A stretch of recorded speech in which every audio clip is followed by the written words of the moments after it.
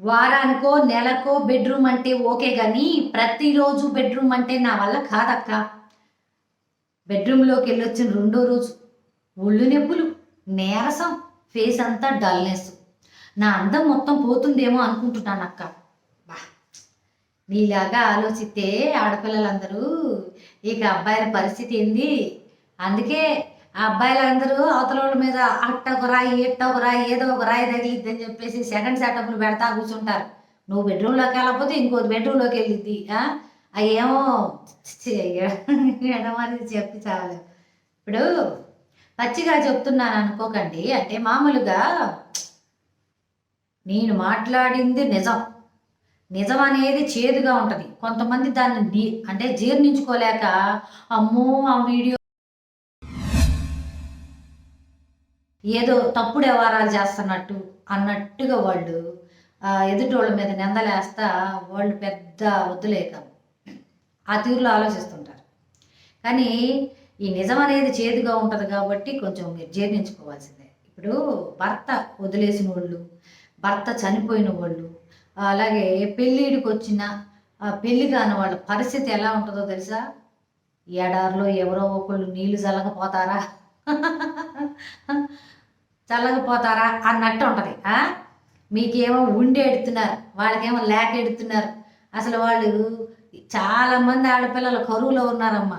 మీకేమంటే తిన్నదరాయించుకోలేకపోతున్నారు. వాళ్ళకి లేక ఎడుతున్నారు. చీయోడు చీకెడితే బొవ్వోడు బోకెడిచాడంట. అట్టుంటది వ్యవహారం. అట్టాగే అమ్మా ఇప్పుడు ఒళ్ళు నొప్పులు అంటున్నావు కదా! ఇప్పుడు ఆయనకి నెలకో, వారానికో వర్క్ ఇచ్చావనుకో, ఆయన ఏం చేస్తున్నాడంటే ఒక్క రోజులోనే పెండింగ్ వర్కులన్నీ పూర్తి చేసేస్తున్నాడు. ఒక్కసారిగా పెండింగ్ వర్కులేది 3, 4 అట్లా పెండింగ్ వర్కులు పూర్తి చేస్తే తెల్లారే ఒళ్ళు నొప్పులు, నీరసం, మరి రాత్రంతా నిద్ర లేదు కాబట్టి ఫేస్ అంతా డల్‌నెస్ వచ్చిద్ది. అర్థమైందా? అదే నువ్వు రోజు వర్క్ ఇచ్చావనుకో, చక్కగా ఏది ఎప్పుడప్పుడు వర్క్ అనేది పూర్తి చేస్తాడు. ఈ ఒళ్ళు నొప్పులుండవు. తెల్లారి యాక్టివ్‌గా ఉంటాం మనం. నిజం.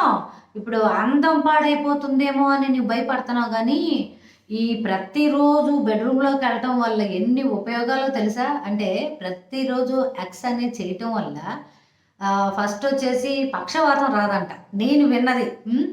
అలాగే హార్ట్ అటాక్ రాదంట. తర్వాత మంచి ఎనర్జీగా ఉంటామంట. మరి అంత యాక్టివ్‌గా ఉన్నప్పుడు ఫేస్ అనేది గ్లోనెస్ వచ్చేసేది. అర్థమైందా? ప్రతిరోజు వర్క్ ఇచ్చి చూడు. ఆ ఒళ్ళు నొప్పులు అలాంటివేమీ లేకుండా తెల్లారిపాటికి మంచి ఊపే అన్నట్టుగా హుషారుగా ఉంటావు. ఫేస్ కూడా చాలా బావుంటది. అర్థమైందా? మరి నువ్వు ఉంటున్నావా అని అడిగి సావు మాకు. ఆల్రెడీ ఉన్నాం గాబట్టే ఇప్పుడు ఇద్దరు పిల్లలు పుట్టారు. ఆ పిల్లలకి పెళ్ళిళ్ళు చేసే పనిలో ఉన్నాం. ఓకే. అర్థమైందా?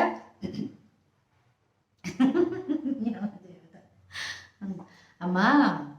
ఏదైనా సరే చేయి జార్చుకోకూడదు. చేయి జారిపోయిన తర్వాత మళ్ళీ లబో-దిబో అని మొత్తుకోకూడదు. నువ్వు ఇప్పుడు నెలల తరబడి పస్తులు పడుకోబెడితే ఇంకెక్కడైనా తినాలని చూస్తుంటాడు. మగాడికి రోజు ఆకలేసిద్దమ్మా.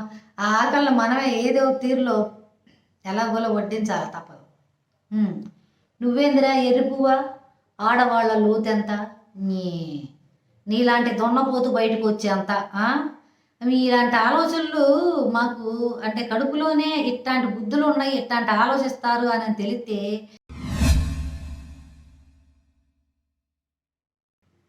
అయ్యా! ఒకటి గుర్తుపెట్టుకో. ఆడవాళ్ళ లోతెంత అని ఆలోచించేవాడికి సుఖప్రాప్తి ఉండదంట. వాడికి ఎక్కడికి పోయినా సంతృప్తి ఉండదంట. అందువల్ల నువ్వు ఆ లోతు గురించి ఆలోచించకుండా మనసు గురించి ఆలోచించు. జీవితం బాగుంటది. అర్థమైందా?